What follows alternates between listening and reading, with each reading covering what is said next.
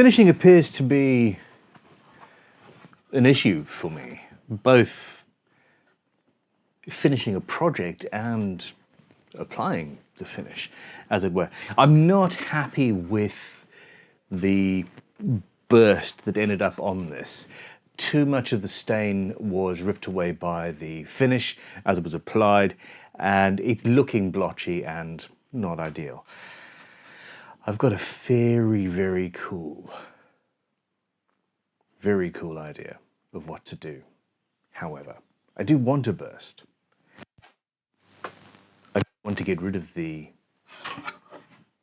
freckles, as it were. Anyhow, to start with, I am going to rub down the melamine lacquer. I have got about 3/4 of a bottle on here, and I think we maybe need to make the bottles a little bit bigger at Crimson. There is enough in a bottle to finish a whole guitar to perfection, and I would say there are between 7 and 10 coats on this instrument. I probably should have had a tally chart as we go. This is going to be the final video in this series. I guarantee it. It has to be. It will be. I'm going to finish this guitar now. And here's how. Welcome to Crimson Guitars. Welcome to my home studio. Burn it. Oh, it should be a laser. Haha, yay! First of all, before I get to rubbing down this, and you can see I've applied both with the grain and with the flame at various times. I'm not that happy with the look. The stained internals are looking a little bit bland and boring because there's no finish on them. In contrast with the top and the back, it doesn't look ideal. So what I'm going to do is I'm going to go in with a Rattle Can, a black top coat, and I'm going to spray a burst on the inside of the top and the back pretty quickly. Need some masking off first. And then some more scraping of the binding, but it'll be all right. It will be all right.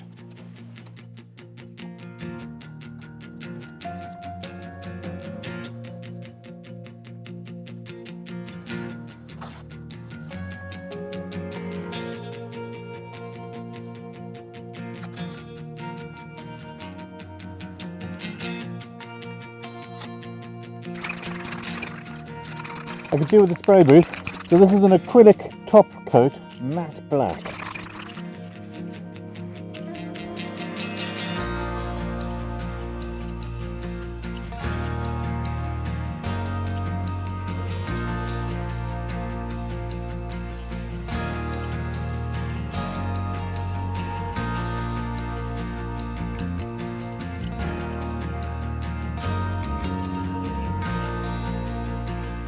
Haha. Yeah, that's cool.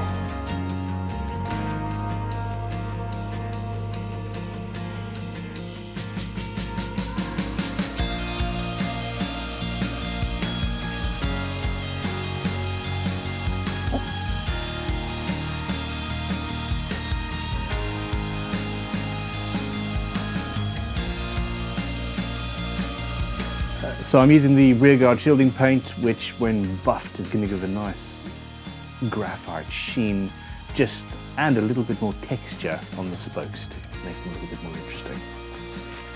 It's going to take time, but it's worth it.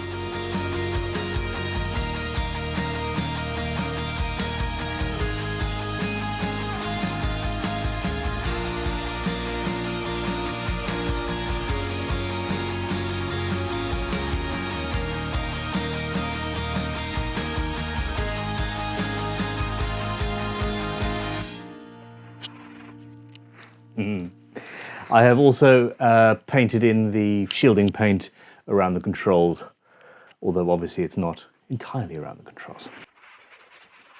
Oh, I love this. Such a cool look.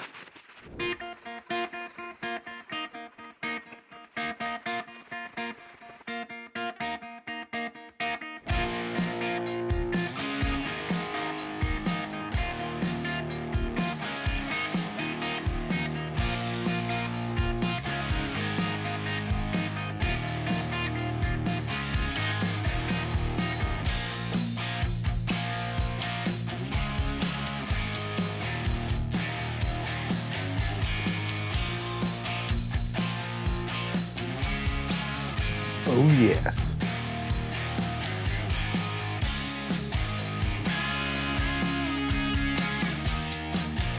Next up, I just need to seal it a little bit with a quick coat of plastic coat. It's actually pretty good stuff. And that will stop the user's hands getting all super shiny. But we'll keep the same sort of sheen, just a little bit duller. It's going to be nice.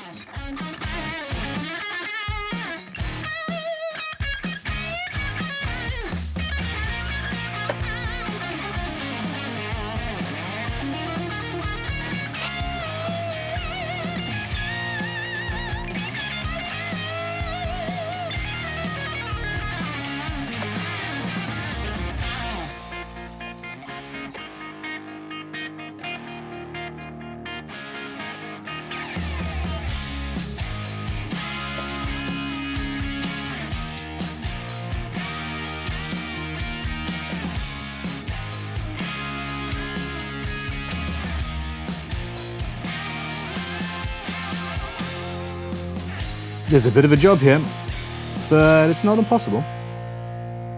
Just, well, it's going to take a little while.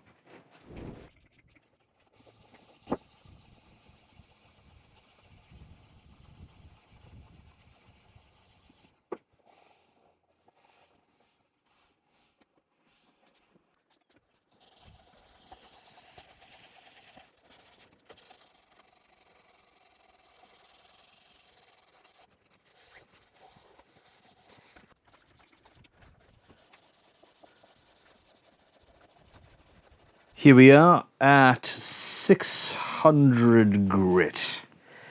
So it is much flatter, but pretty damn scratchy. And I'm going to take this now through 800, 1200, 1500, 2000. I'm not going for a high gloss. I don't have the right polishing machine here, for one. But I could take it to crimson. I'm just not going to. I'm going to polish this by hand and get a relatively low sheen. The original plan was actually to do this and then have an oil finish on top.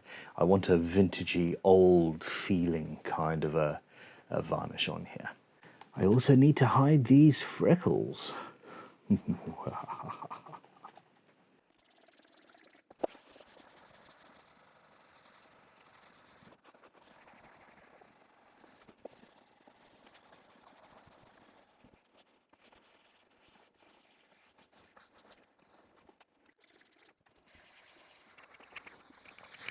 This is one of those jobs where you can truly get lost in what you're doing. Meditative much.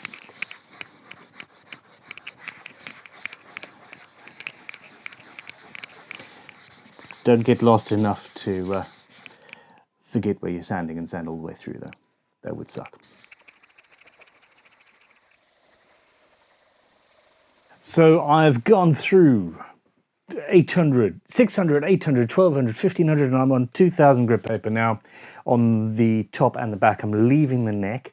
The neck is going to have probably a wire wool finish and maybe some guitar finishing oil or microcrystalline wax or something as the finish on that. But yeah, I'm going for a medium high gloss on the external bits. This is rather fun.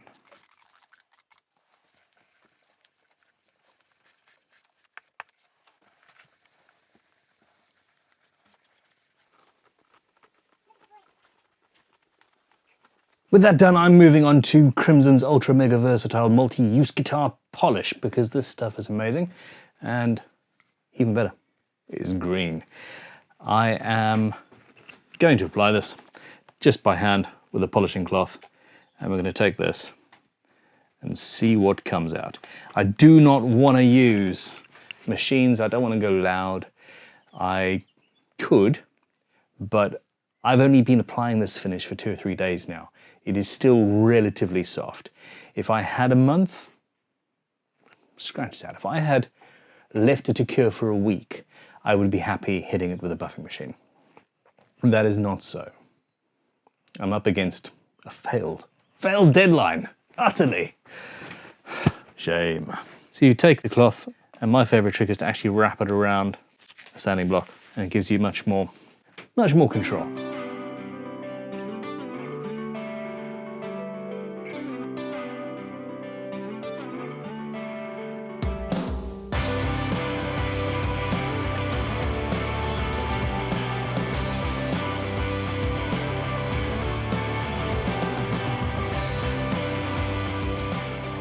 Well, it's not perfect, but you know, it's not half bad. It's also not the final, form. We've not reached that yet.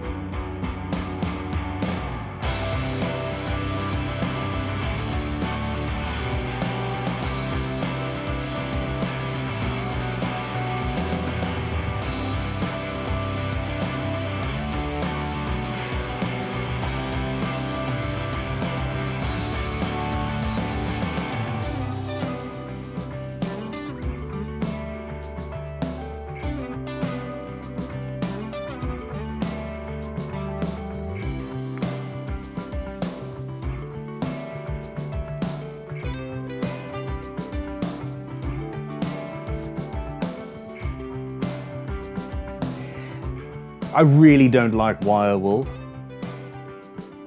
but I have some and I don't really want to just throw it away. So this is one of those things. I'm using it to dull down the neck. I might put wax or guitar finishing oil over the top for the final finish.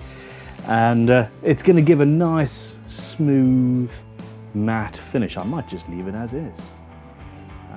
Wire wool, yeah, it gets in pickups. Just makes a bit of mess.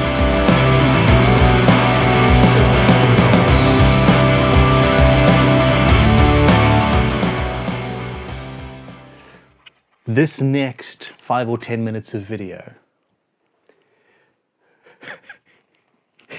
this is going to be an exercise in screen therapy, shall we say? And I just want to preempt this by saying I sincerely hope that you love what I'm about to do. It's a risk. It is also necessary. Let me show you why. I applied a load of stain. I applied too much stain, to be honest, and my finish ripped it off. It's blotchy and it's not ideal. And the whole point was we were supposed to be not seeing the skivers. There's also imperfections in the finish as well. And I need to do something about that. It's interesting, it's amateurish. I do need to work on my stain technique, specifically with spirit-based stains, and when I'm not using a spray booth. Now, I've been playing with texture a lot recently, and I've been playing with different non-standard finishes, and well, today I'm going to use more shielding paint. I love that look. We are creating a reverse burst of sorts, utilizing also something that Adam Savage introduced to me, which is, I think he uses the brand Rub and Buff. There are various different artistic gilt cream wax things available, and we're going to be using some of that in silver. And there's going to be a hell of a lot of texture. Please don't shout too loudly. Although, if you absolutely hate it, I would love for you to leave a comment and then go back and edit that comment and tell me whether you hate it in the end or not. I will leave you with one thing. Molten metal.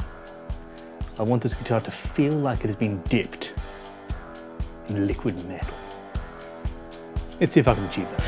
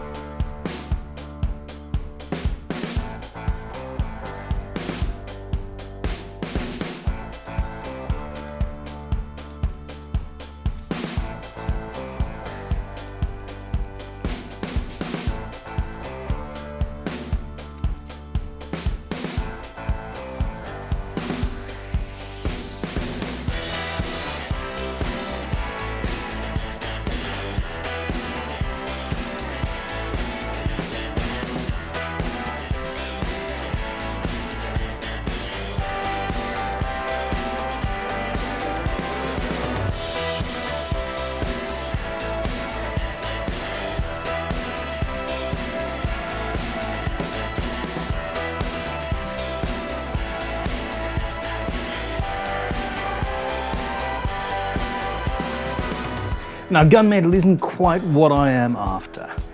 We've got a lot of shiny, a lot of silver, a lot of chrome. And, I mean, that's not unattractive. It's just not quite. Not quite right yet. I love that texture. So, what I've got here is this stuff. It's essentially rub and buff. It's a non-tarnishing silver gilt wax. Apply it with your finger.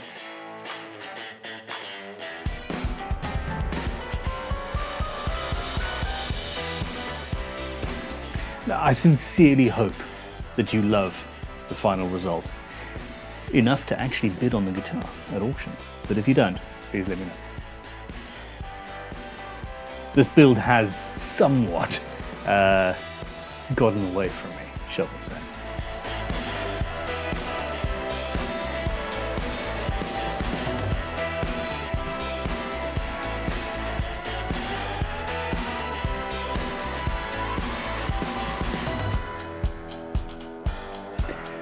This is one of those builds that the concept has got away from me. And if I built it without you guys actually along for the journey, I would happily be able to say, yeah, I'm after a silver build. And it's going to be the molten metal guitar. And we called it that from the very beginning of the series. And there wouldn't be any issues.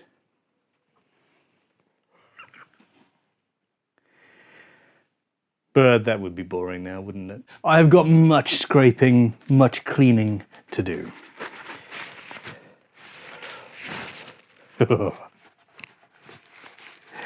and some finishing, actually. So I don't want this silver and carbon to get onto the musician. So I need to put a coat of lacquer on. Melamine will melt it, which is a bad thing. And it turns out, however, that our water-based wipe-on guitar finishing lacquer will do the job nicely. Oh no. Thump. Don't shout at me too much. But I covered up the flame maple on the back. Look at that. It was a close run thing. I'm tempted to cover the whole thing. But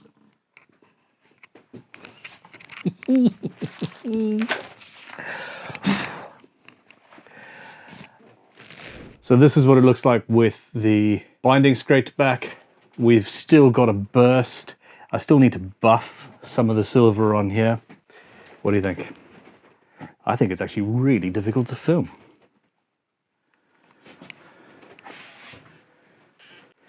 Why do we not use textures far more often in guitar building? I think this, well, I really like it.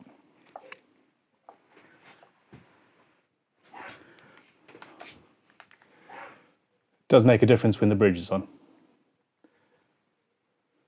The thing is, I would never have thought of this finish unless I had had a few unfortunate mishaps with the stain and the lacquer, and you know, it just wasn't going my way in the time I had allotted.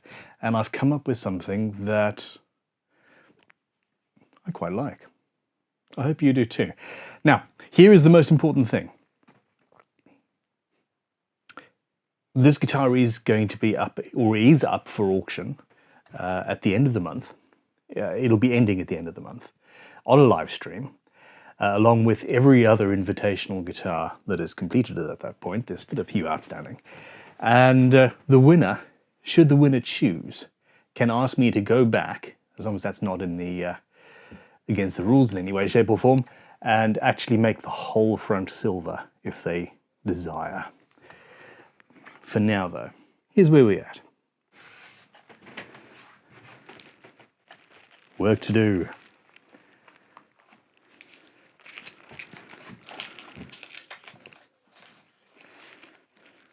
Morning. I snuck in last night and I put the first coats of the wipe-on water-based lacquer, and it has made the silver a little bit darker, although that's blinding you, and I'm much happier. So yeah. Anyhow, I have got binding to scrape, and the other thing is it's not coming off in your fingers now. So that's great. I'm going to scrape the binding and apply more of this stuff, wipe-on guitar finishing lacquer by Crimson, and I mean, we're almost at the point where it can go together. Yes. Obviously, I'm going through the layers, and that is now going to get on my fingers.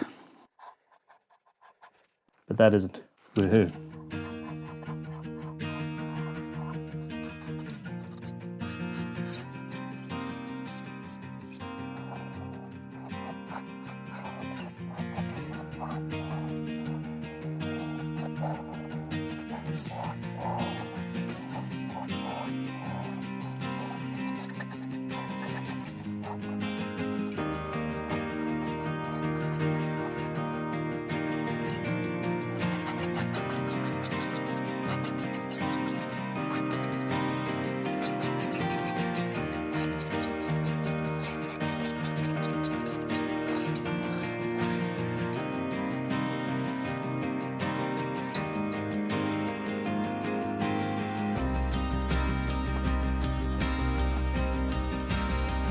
Okay, I've been thinking about it, and even though I am on day 0, I'm not 100% happy with the lack of texture in the middle there.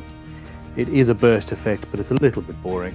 So I'm going to texturize that while I am working on other things. I.e., let's get this neck finished. Super glue, thick, Star Bond, great stuff.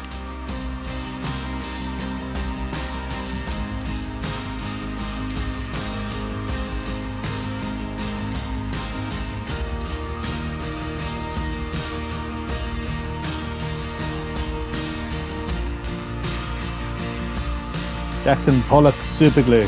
Haha!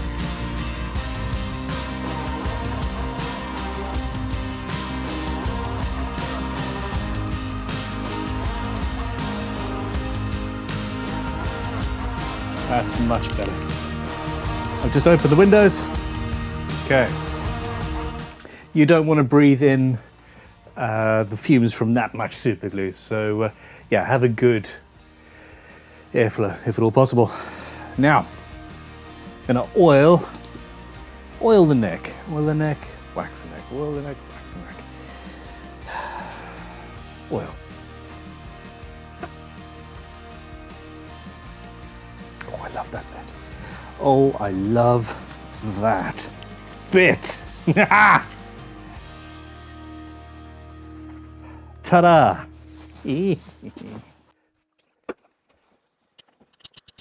That is an intensely nice finish. Hell yes.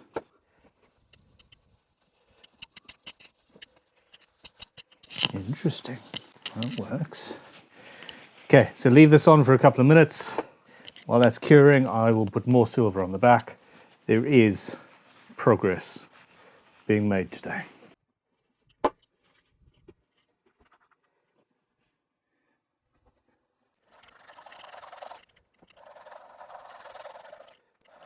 Much better.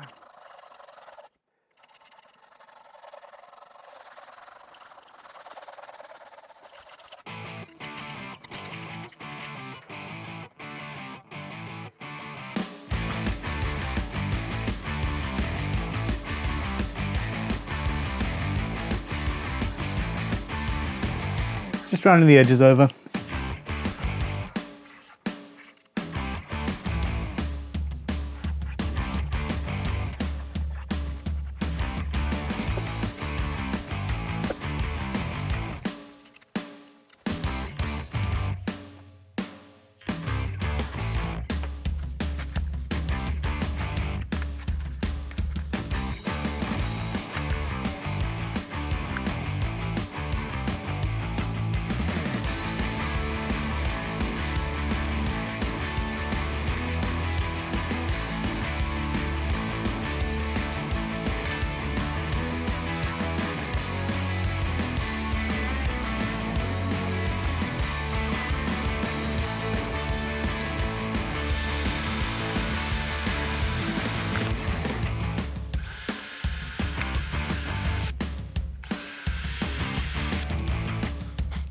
There should be a rule, and that rule should state that everything takes longer than it should.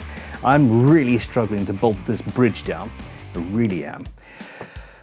So I'm going to make a custom wrench for this out of brass, because I need to.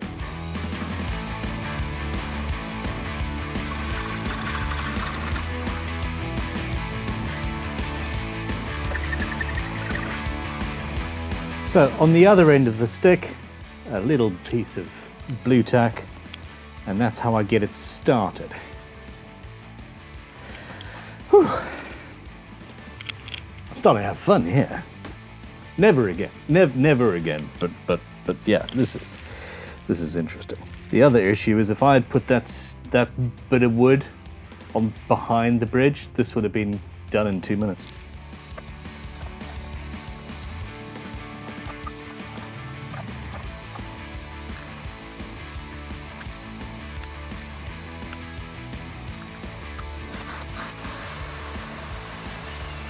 Drilling in reverse. Fantastic.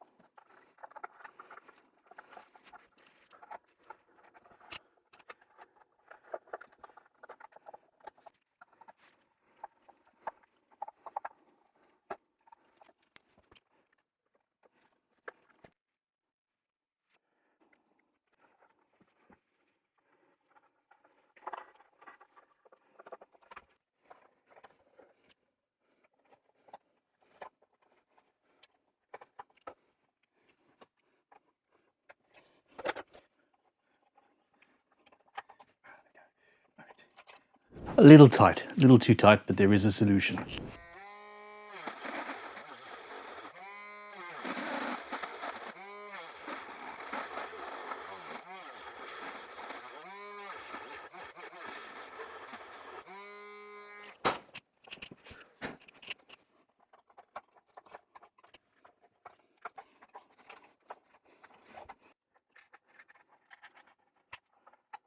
Now that got a little bit more physical than I generally hope for. Let's see if it works. I don't want to take any of that out.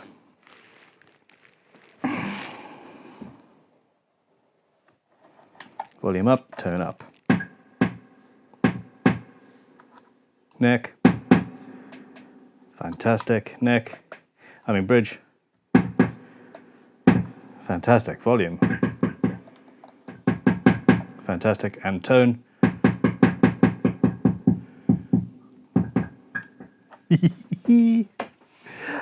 Bada! Okay. Phew.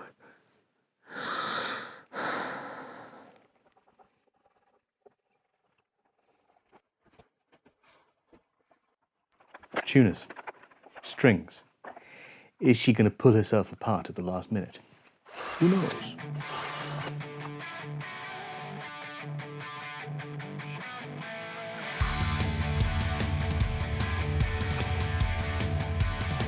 I normally put the tuners on before I do pickups or anything like that, and this is causing a problem today. I need to get to the back of that, but these are loose, and I don't want to screw those down until the strings are on. So, well, masking tape.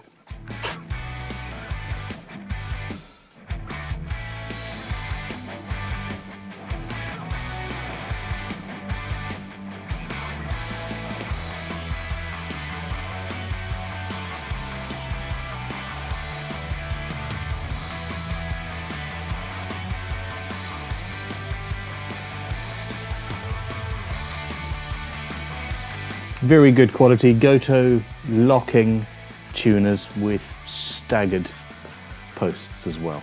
And it's when the hardware goes on that things like that chamfer and the whole design just comes together. I'm so happy. This blue tack is incredibly useful.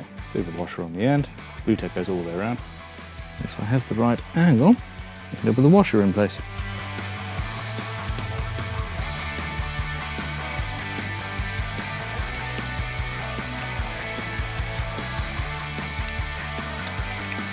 Now everything in me says that this is going to be strong enough, but I have been wrong in the past, and there is a chance that the bridge is just going to, well, the string tension is going to pull the entire guitar apart, in which case, yeah, I mean that would be really, really, really unfortunate. I am working on building guitars with as little material as possible.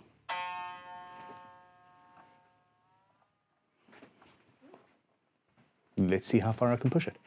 The bridge is bolted to the top. There are washers spreading the load. The top is glued to the back at a point right close to the bridge. And the sides and all of that jazz, it should all just be one massive thing. I'm putting the two outer strings on so I can screw down the pickups, and then we'll apply full tension.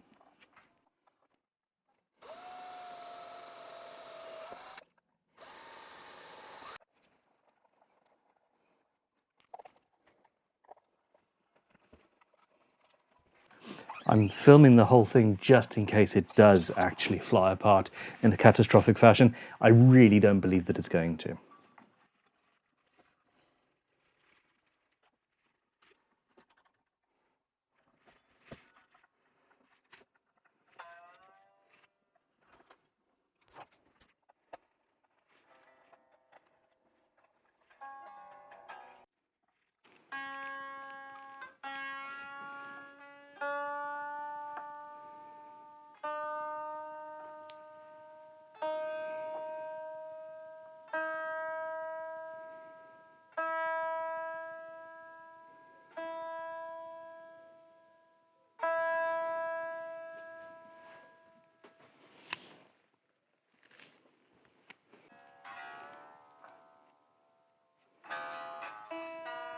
Of course, I'm going to need to stretch the strings.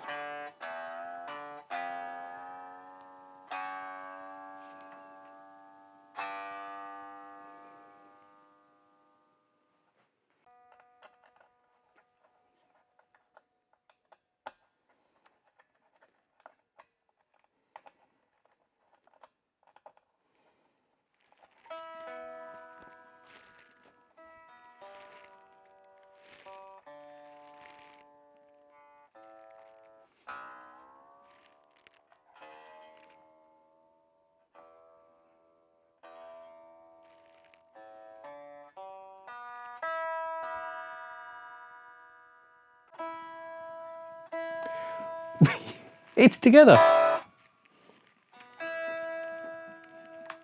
It's as solid as any other guitar. Okay, I'm going to cut the ends off these quickly for tidiness, bend some strings, and while I'm doing that, keep on filming, just in case something goes wrong.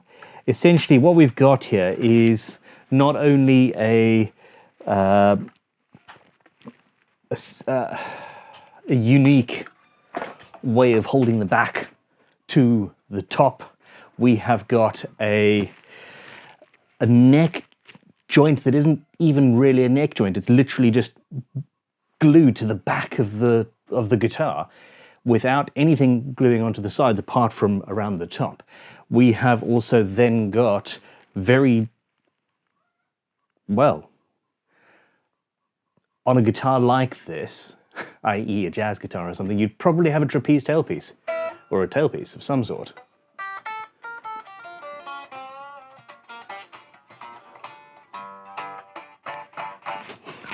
Set up! Okay, where are we? Oh, let's bend some strings. But yeah, I mean, hey, I've got a guitar, people. We've got a guitar, people! I need to stretch the strings. I need to straighten the neck out just a fraction, and I need to get this footage to Talitha, who is the better half of this YouTube channel's team.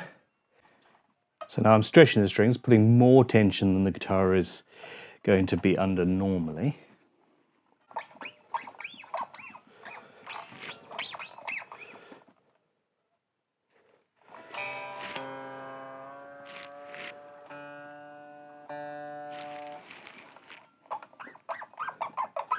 There is absolutely no movement anywhere, no tension, no stretching, no issues. This is as strong as a guitar has ever wanted to be. Oh yeah.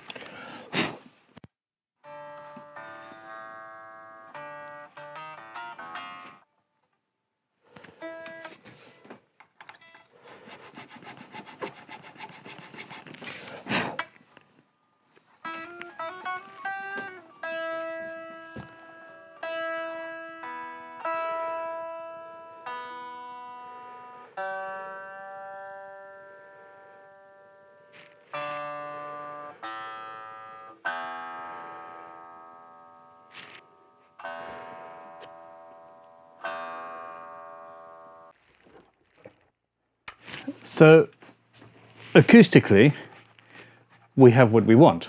We have a very, very lightweight, very responsive instrument. Do we have neck dive? We do not have neck dive. It's a tad feeling that way. there's a coffee just walking its way into my studio. The one thing I've learned through this build is that everything takes longer than it should. I'm hours, days, in fact weeks behind. But the result is what I want. So,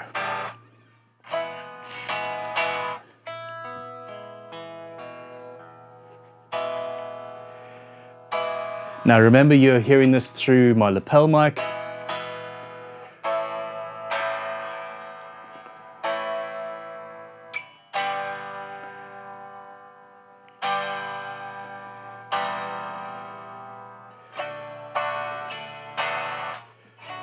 Remember also, I am not a guitarist.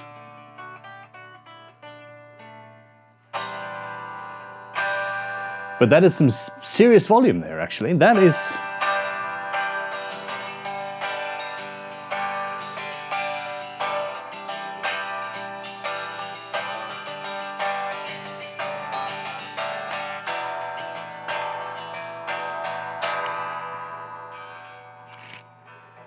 setup. Here's a setup.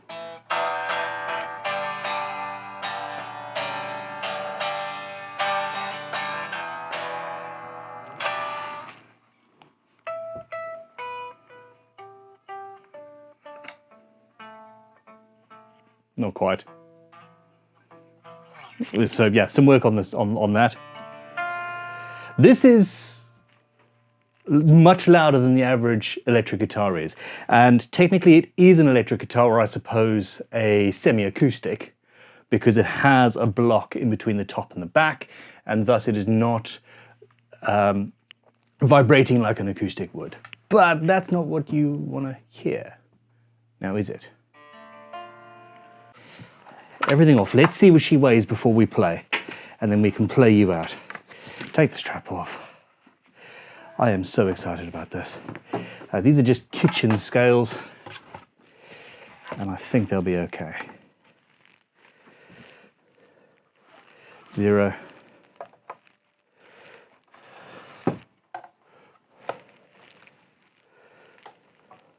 2.07 kilograms. 4 pounds, 8 ounces.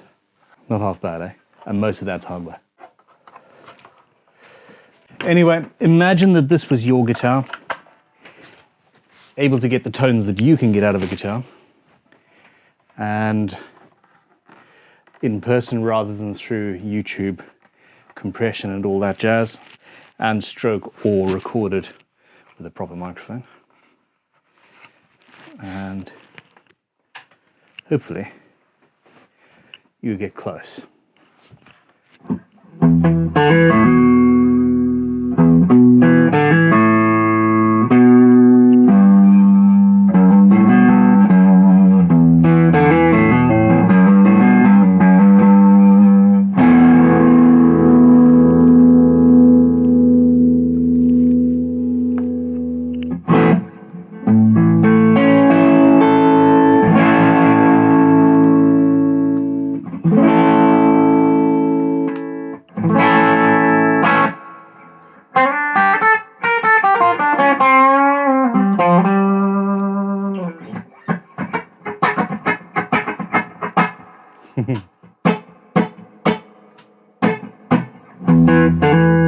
Okay, remember these are crimson pickups, so neck, middle, bridge.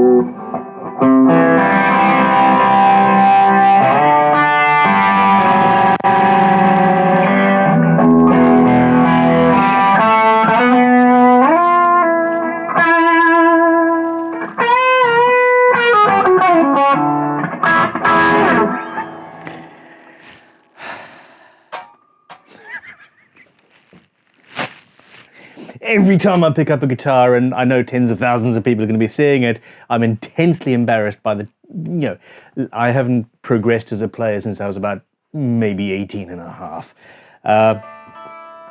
That being said, I am sure that you can see that this thing is a beast and will be able to do pretty much anything that you can dream of. There is that control, there is that feedback. I think that this in front of a 100-watt amp is actually going to cause some issues. That being said, whoever wins this, and this could be yours, hell, I'm tempted to bid on it. I can create a Faraday cage around it. What I've done is every single wire in this wiring loom is a shielded cable, and the ground wire in that, which is connected to the shielded bit, is also connected to the ground of the amp. So we don't have any grounding issues, but in a particularly loud room, you will get that feedback. So this is with the, that's with the distortion on, and with the boost on, we're really getting that. Oh, I love it.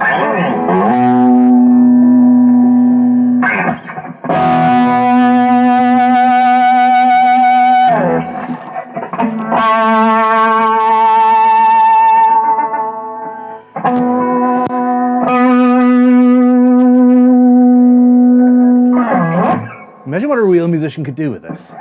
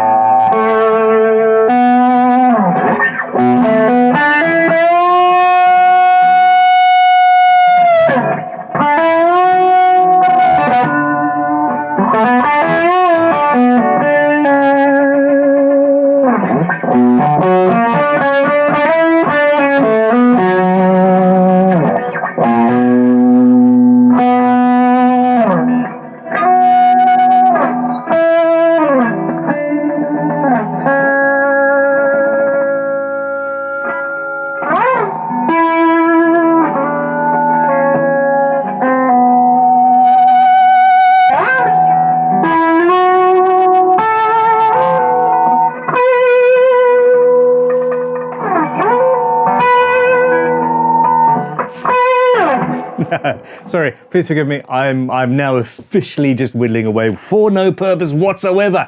Seriously, this guitar is incredible. I absolutely bloody love it. I hope you do too. I am so sorry for the multitudinous distractions and diversions and changes and things that happened along the way. This has taught me that I might have a problem. And the question now is, do I want to seek help and change my ways, or just accentuate that and see where it takes me? I am in love with this instrument, from the inlay to the finish to the actual construction technique. The one thing I do not love is the fact that I thought I had designed something that would be relatively quick and easy to make, and it's turned out to be the opposite. The finish, using the graphite paint is fantastic. I love the look of it, but that grey stuff gets absolutely everywhere, and I've had to scrape this binding back no less than at least 8 times. And it's not only just the top and the side of the binding, it's the back as well, because it's not in a cavity. Things like that. I thought that the original stain was going to hide those freckles and the sticks, because, you know, look at that. And that didn't happen because I used a melamine which pulled the stain up, and that caused it just tumbled into a thing. Do I regret it? No. Should you buy this guitar? Absolutely. All of the money from my auction is going to Great Guitar Build-Off, which does help people who want to be guitar builders, who want to get into guitar building. It helps them if they cannot afford to do it. It is not the cheapest of hobbies, or potential careers for that matter. And on top of that, as this organization develops and changes and grows, we are also planning on starting to provide guitars, not custom handmade guitars that take, weeks and sanity. I have lost my sanity through this build. But yeah, we will be taking donations, fixing guitars up, and then giving them to kids in need, because quite frankly, there are not enough people promoting the arts and music in this world anymore. It is all about science and stuff. And we need science. Without it, we wouldn't have pickups or amplifiers or electricity. But we also need music. So there we go. Anyway, the auction is going live in a couple of days. Not only my auction, all of the builds from the Invitational series, we hope. And there are a few that I haven't seen yet. This has been an incredible journey. I seriously just wanted to say thank you very much for your support. Thank you for watching. Click like and subscribe if you haven't. If you haven't checked out the other videos in the Invitational part of the GGBO, seriously go and check it out. What are you waiting for?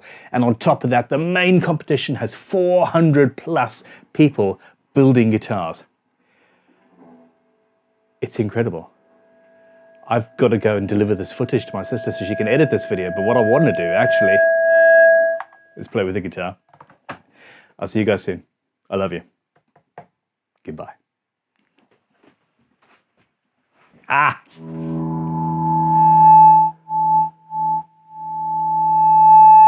Yeah, I need to shield that. I really need to shield that. Poop. Goodbye. Gosh darn it.